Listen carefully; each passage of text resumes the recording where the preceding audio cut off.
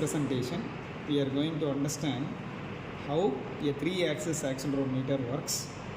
Let us say this car has taken an example for us to understand the working of the 3-axis accelerometer. Let us assume the car is moving forward. So say for example the car is moving forward like this. If we observe carefully, after a particular angle, say for example when the acceleration due to gravity is greater than 0.6 g, we are able to hear some sound. So it is greater than 0.6 g in the front, you are able to hear some sound. Similarly, so when the car is lifted backside like this, when the acceleration due to gravity is more than 0.6, again the buzzer will produce a sound. If you see here, when the acceleration due to gravity is more than 0.6, we are able to hear this sound. And if it is less than 0.6, we are not able to hear the sound. So acceleration due to gravity greater than 0.6, we are able to hear the sound. Accelerated due to gravity is less than 0.6, we are going to hear the sound. Similarly, in the front side, acceleration due to gravity is greater than 0.6, we are able to hear the sound. Less than 0.6, we are able to hear the sound. So this forward tilt as well as this backward tilt, we call it as pitch. We call it as pitch. In this pitch, in the backward if it is 0.6 g, as well as in the forward if it is 0.6 g. So there is a possibility for your vehicle to roll over or vehicle to roll down or vehicle to fall down. So to alert the driver or alert for give an alert message, we have kept the buzzer. Okay. So this is pitch. Similarly, there is a possibility for the vehicle to turn this side.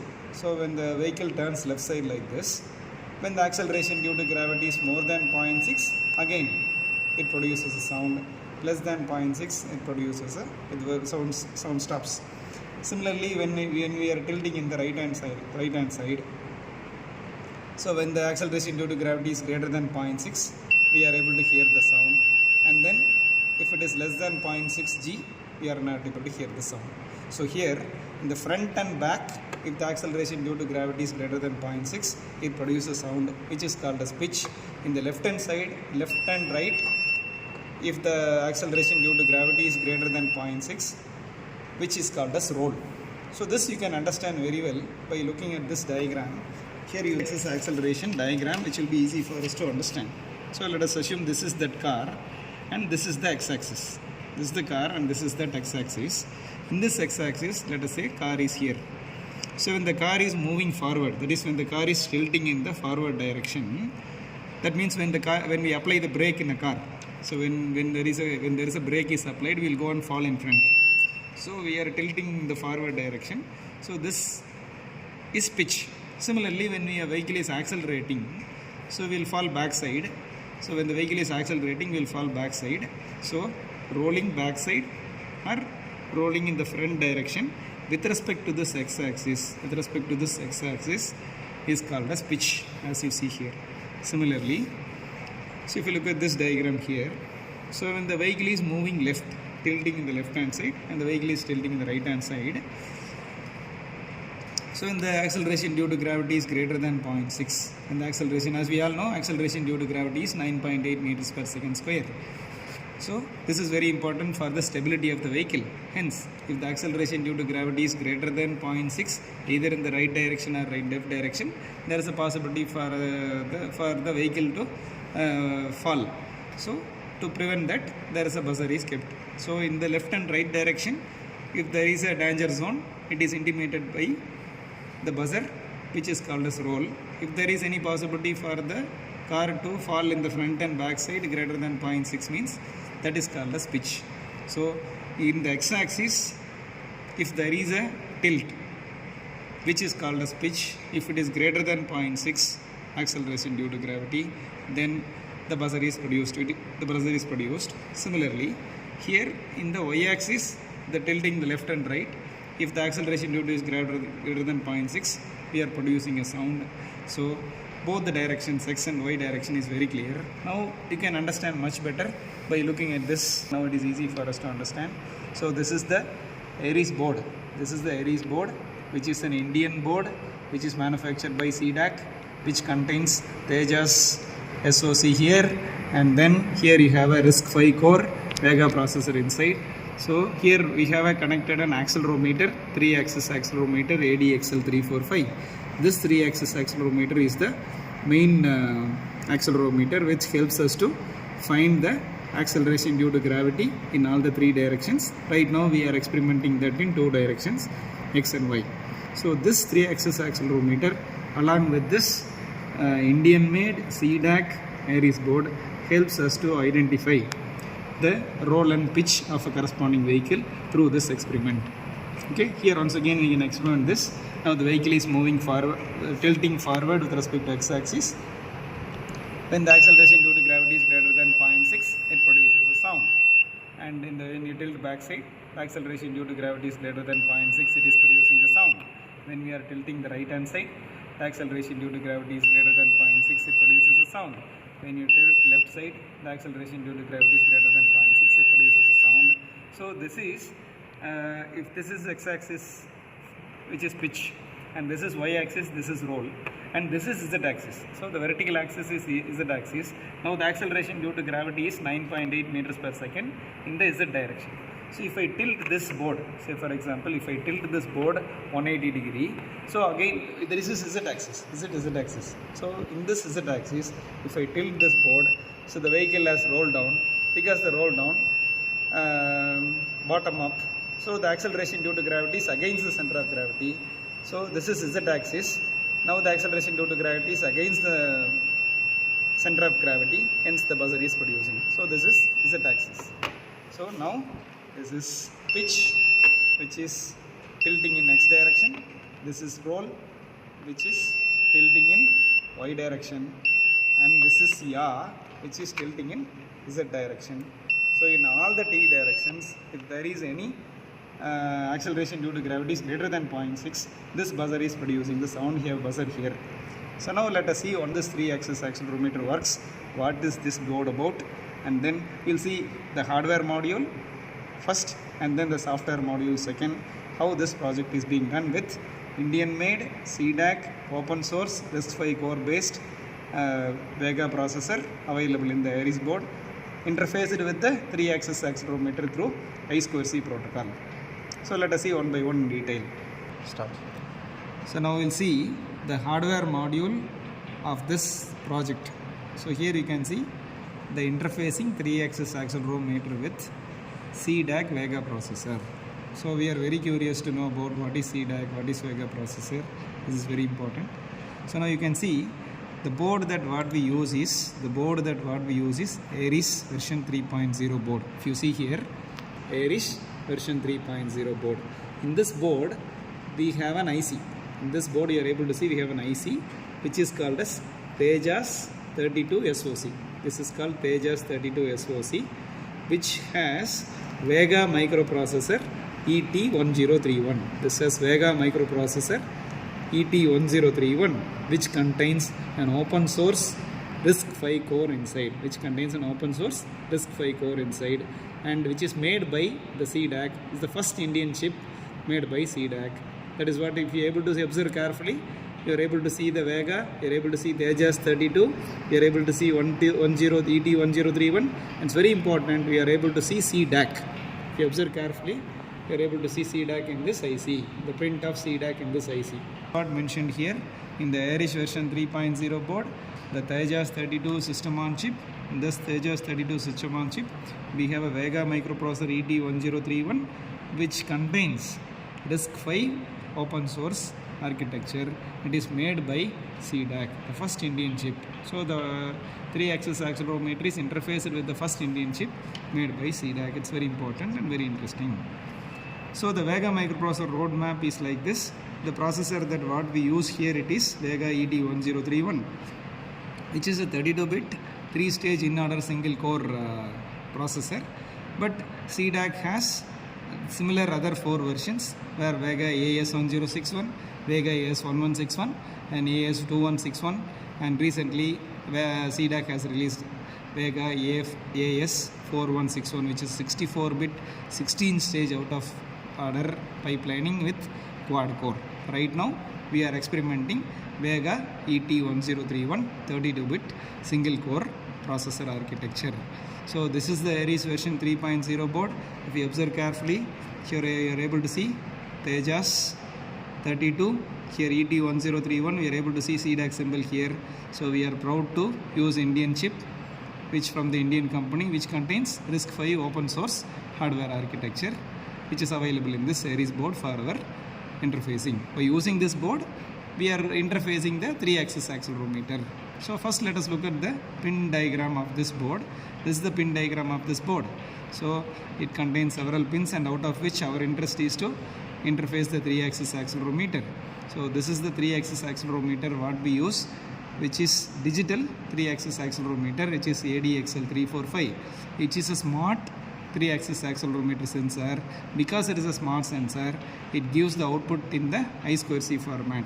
So it gives the data in the I2C format in the two pins like SDA serial data and SEL serial clock. So through serial data, the data comes out, and the serial clock from the processor. So this SDA SEL are the two pins which is connected with the Vega processor, as we see here. So the SDA pin is connected to the, there are two I2C protocol in the Vega processor, out of which we are using one I2C module, which is I2C1, that is what shown here, SDA1, SEL1 here, serial data and serial clock, which is two-wire serial communication protocol. So this 3-axis accelerometer is interfaced with the Aries board through I2C protocol, the two wires, which is SDA and SEL, as shown here. And as right now what we discussed, so the axis of rotation here it is with respect to this axis. If the vehicle is moving forward and reverse, which is called as pitch. With respect to this axis, if the vehicle moves left and right, which is called as roll, and the vehicle is becoming upside down, which is called as yaw. So which is very clearly we can understand from this diagram, which was recently, just now we have experimented this. So the same car with respect to acceleration due to gravity, it is being shown here. Now if you observe carefully, car is standing in this position. So that means in the normal position. So the acceleration due to gravity is in Z direction. If you see the acceleration due to gravity in Z direction, which is 0.96 g. So 1 g means 9.8 meters per second square. Okay, so it is g means the acceleration due to gravity is not gram. It is not a gram, it is acceleration due to gravity. 1 g means 9.8 meters per second square. So the acceleration is happening with respect to the Z axis, means towards the center of gravity. So that is why this is Z axis. So this is Z axis, and this is X axis, and this is Y axis. So as we know very well. So in the Z axis it is 1 g, in the Y axis and X axis it is 0. Okay. So similarly, now the vehicle is upside down. Because the vehicle is upside down, so the acceleration due to gravity is it is 0.96, that is which is 1. Here it is -1. So because the vehicle is upside down, so the sensor is tilted 180 degree.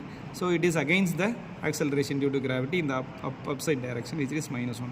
So here it is plus Z, which is 9.8 meters per second square. Here it is minus 9.8 meters per second square. That is why -1 g. Okay.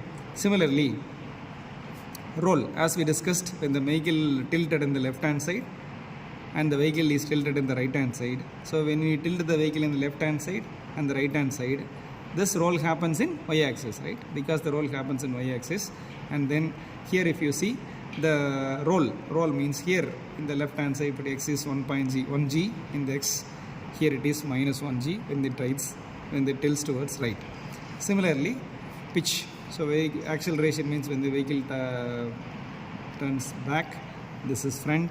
So here you get Y is -1 here, sorry, +1 here, Y is -1 here. So 3, this is pitch, and this is roll, and this is yaw, as per our understanding.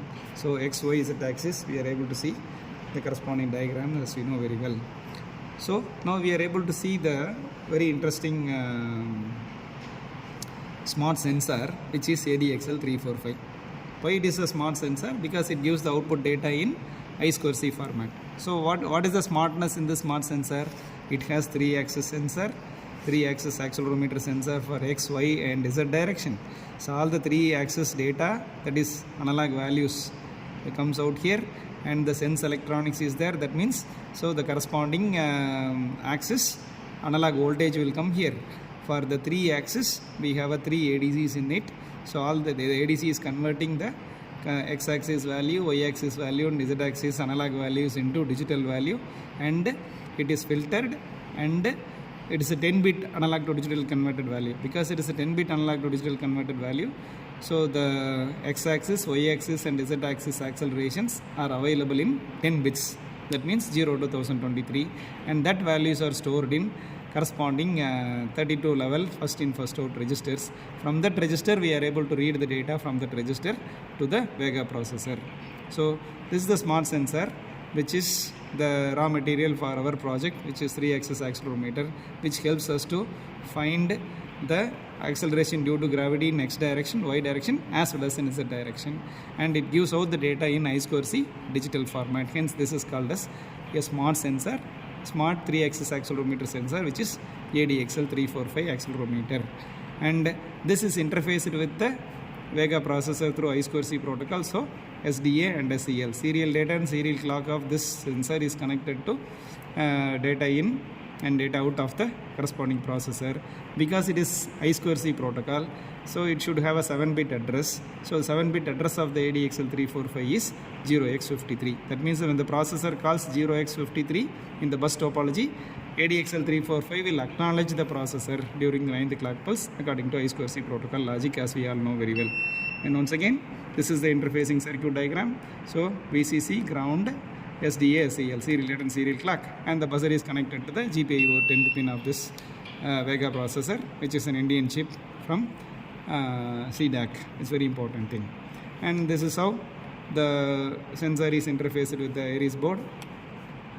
And these are all the ADXL345 accelerometers data sheet. While looking at the code, we'll discuss in detail. So these are all the hardware details, hardware modules of this project. Now we are able to see the real-time data coming from the Vega processor to the serial monitor.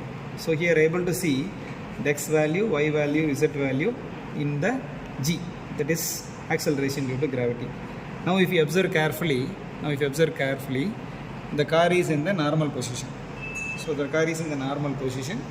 The car's data is coming out through this USB to the serial port.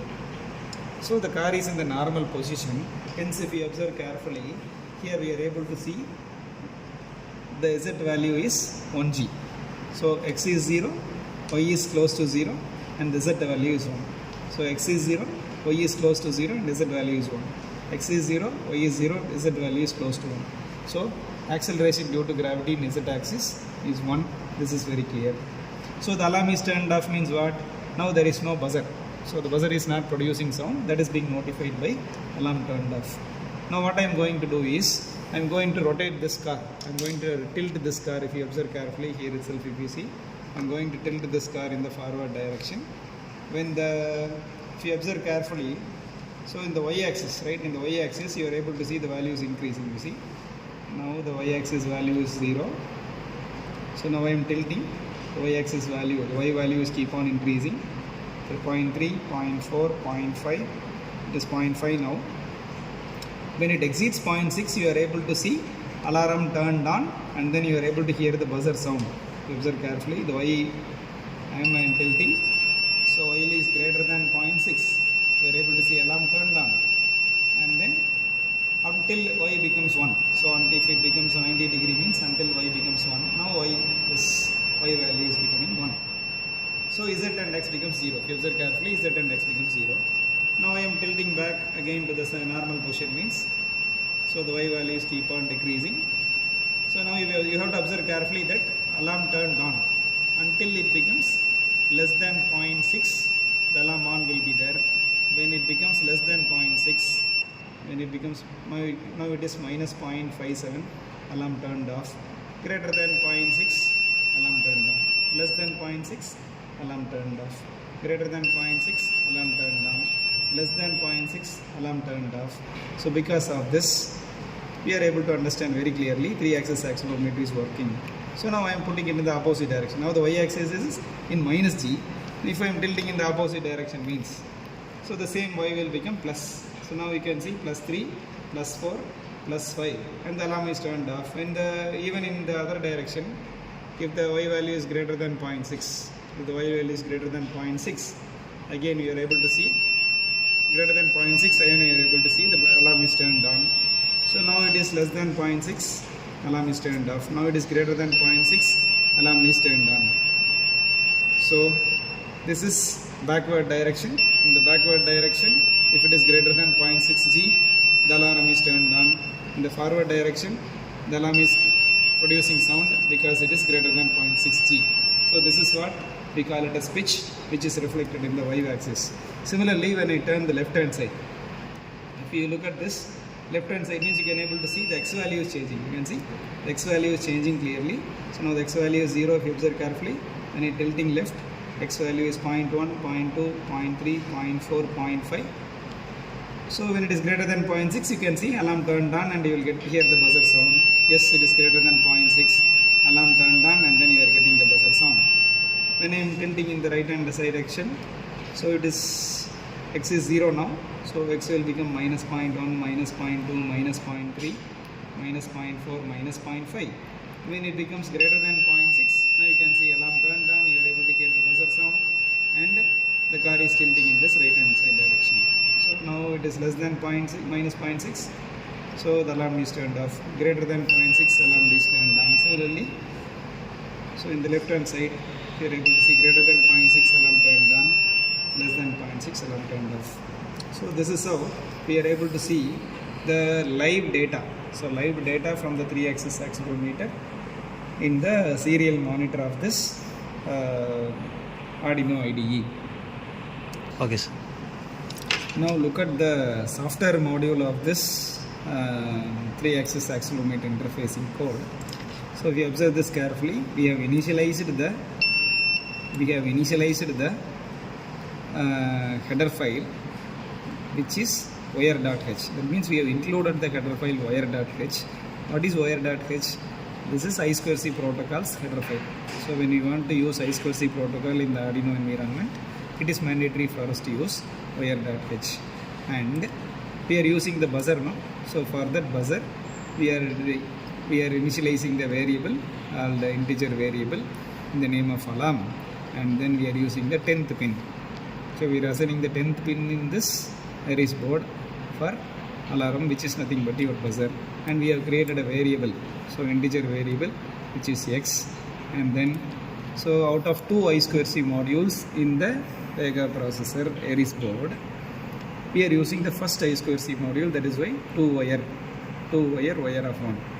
So we are initializing the I2C protocol. For initializing the I2C protocol, we are using the void main, similar kind of things in the Arduino environment, which is void setup. So here the alarm is the pin, which is the 10th pin of this Vega board, and which is configured as output GPIO pin. So this is alarm is considered as output because buzzer it has to produce sound. And just now we have monitored the serial data in the serial monitor. As you see here, we are monitoring the data in the serial monitor. So in the 9600 baud rate, so we initialize the serial port. We have initialized the serial port with the 9600 baud rate, and then we have initialized the I2C protocol as we discussed. So there is an initialization code, that is I2C wire begin, and then wire begin means it will send a start bit. Say for example, wire begin means it will send a start bit to the in the bus topology, and then so the I2C device address of ADXL345 is 53. Just now we have seen in the PPT. So it is the device is being called, the 53 device is being called, and then here it is very important, after that 53 is being called, when the device is in the network, it acknowledges the processor during the 9th clock pulse. After it acknowledges, we are sending the value 2C. What is this 2C? It's very important. That is what we have to see it in this particular PPT. So what is this 2C?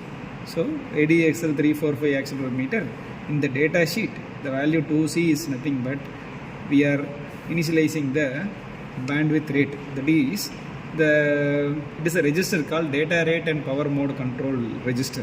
0x2Z means data rate and the power mode control register. So for example, there is a 3-axis accelerometer. After sensing, what is the data rate which is coming from the accelerometer to the board? So here we have configured this 0x2z value as, so the value 0x2z is kept as, if you see with respect to this board, 0x2z, and we have written the value as 08. So this is the device address, this is the register address. In this register, 08 is the value which is being stored. What do you understand from 08 means? So this is 08. So what is 08? This is 08. 08 means what? 0 0 0 0 1 0 0 0 0. That is, these all 4 bits are 0. So D4 is 0 means it is low power, and D0, D1, D2, D3 means 1 0 0 0.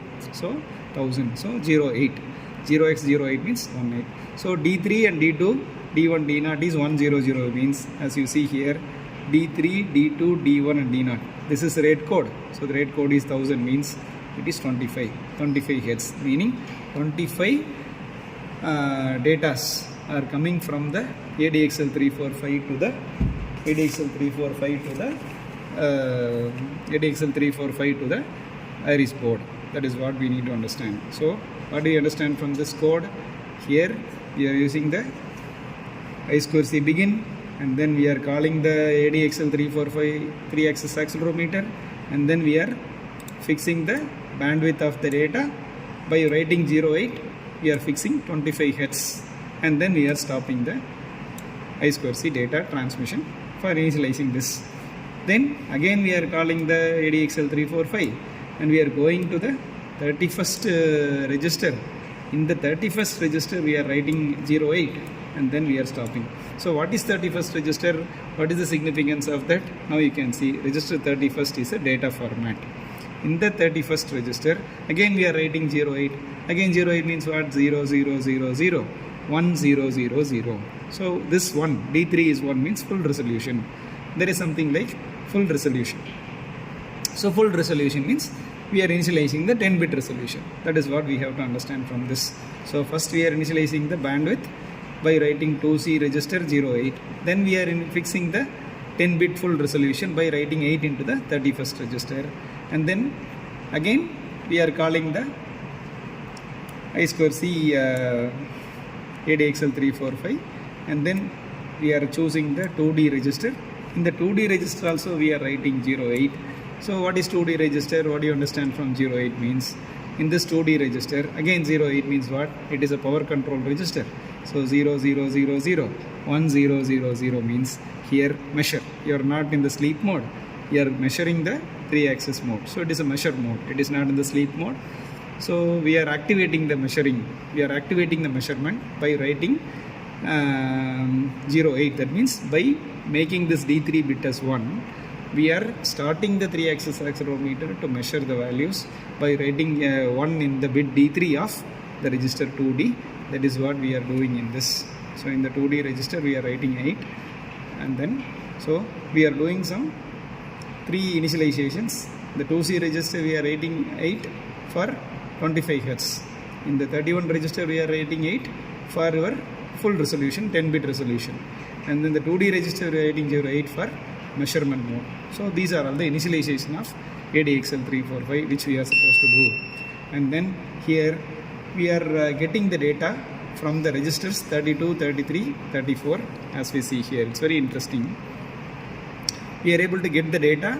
We are able to get the data from the registers 32, 33 and 34 if you observe carefully. So the x-axis value we are able to get it from the register 32 and 33.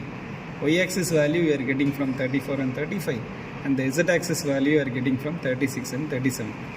Why? Because every register can hold only 8-bit, but the analog to digital converted value is 10-bit. So 32 contains 8-bit, 32 contains the most significant 2 bits of x-axis data. Similarly, 34 contains lower order byte and 35 contains higher order 2 bits of y-axis data. Similarly, 36 contains lower order 8-bit of z-axis data and the higher order 2 bits of z-axis data. So 6 registers can hold 3-axis data, lower order and higher order byte in the following register sequence 32 to 37 that we have to read. In the code as we see here, selecting the 3-axis accelerometer here. After selecting the 3-axis accelerometer, going to the corresponding register and selecting the register, and then we are reading the mode. We are in the reading mode. So far we are writing something into it. From the 32th register, we have to read the data. For reading the data, the 8th bit need to be in 1. So that is why 53 is the device address and 1 means read. And then we are reading the data x0. So the variable x0 is a variable and we are reading the data from 32 and then we are keeping it in. And we are reading the data 33 and then we are concatenating. So 10 bit means we are unding the x1 value. So we are reading the data from the 33th memory location and then keeping it in x1, and then we are unding with 03y because we need only lower order 2 bit because the 9th and 10th bit is available in the x1. So we are unding with 03 and then x1 is left shifted 8 times and then it is added with x0 to get our 10 bit x value. So the xf, that means x final value, say for example x final value is nothing but xf, so which is a 10 bit value. So when that xf is greater than 511, that means we need a plus g and minus g. So plus 1g and minus 1g. For that the center value which is 512, which is the center value we are getting. If xf is greater than 1 means we are subtracting 1024. That is why we are able to get plus g and minus g. And then according to the data sheet, so one value, one LSB is equal to approximately 0.004 g. So acceleration due to gravity. So for example, we are multiplying it with 0.004 with the XA value means to represent it in g. Okay, so the x value should be in the point means it is represented in g. So for that we are using the scaling factor. Something like this. So if you look at the PPT, the corresponding calculation is shown clearly. So if you observe carefully, the raw data into acceleration. The raw data is a 10-bit data which we are converting into acceleration due to gravity according to the specification is something like this. So the x out, y out and z out value. So these value is 3.9 milli acceleration due to gravity per LSB, which is approximately 4 milli acceleration due to gravity with respect to LSB. So milli means 0.004 acceleration due to, that's what, raw data into scale factor equal to acceleration in g. So 1 milli acceleration due to gravity equal to 1 g, that is 1000 milli acceleration due to gravity equal to 1 g, which is 9.8 meters per second. Here it is mentioned as 4 milli acceleration due to gravity per LSB. So 4 milli acceleration due to gravity is 0.004 g. That is why we are multiplying the raw data with 0.004 to represent it in g. So 1023 is the raw data, the final raw data into 0.004 g, which is equal to 4 g, which is plus or minus 2 g.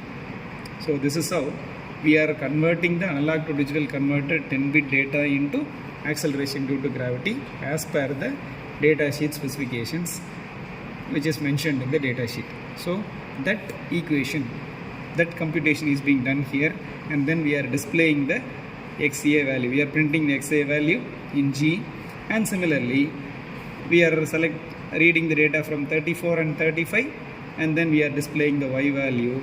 Similarly, we are reading the data from the 36 and 37th memory location. We are able to read the data from 36 register and 37th register, which is Z value, and then after some scaling factor we are displaying the Z value in the screen. And then this is very important. So this X value, Y value and Z values are getting displayed like this because of serial print. So now the alarm turned off, alarm turned on is coming now. So why this alarm turned on, turn off? So how do we get this alarm turned on, turn off? If you observe this carefully. So if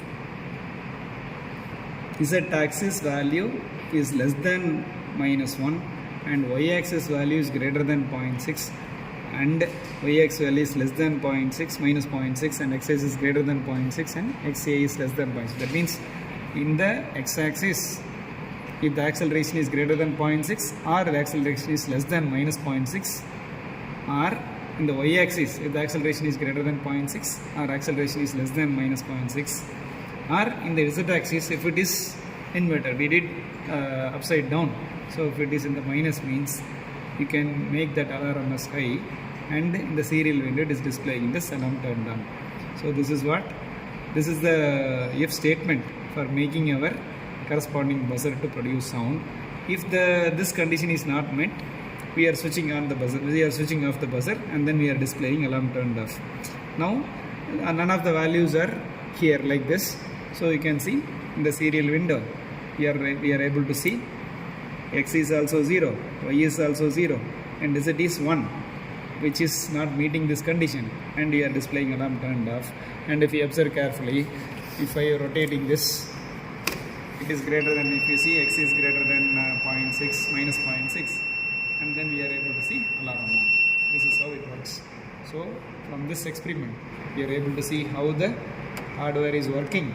With the help of car, we are able to understand very easy like roll, pitch and yaw, and we are able to see how it is interfaced with Vega processor, and we are able to see how the smart 3-axis accelerometer works, how it is interfaced with the Vega processor through I2C protocol. So that smart sensor, and then how the code is being written and how we are able to get the output that we have seen. This is how we can interface the 3-axis accelerometer, exactly speaking digital 3-axis accelerometer with any microcontroller. In our case, we are proud to use Indian chip from the C-Dac to interface a digital 3-axis accelerometer to find roll, pitch and yaw through I2C protocol. Thank you very much.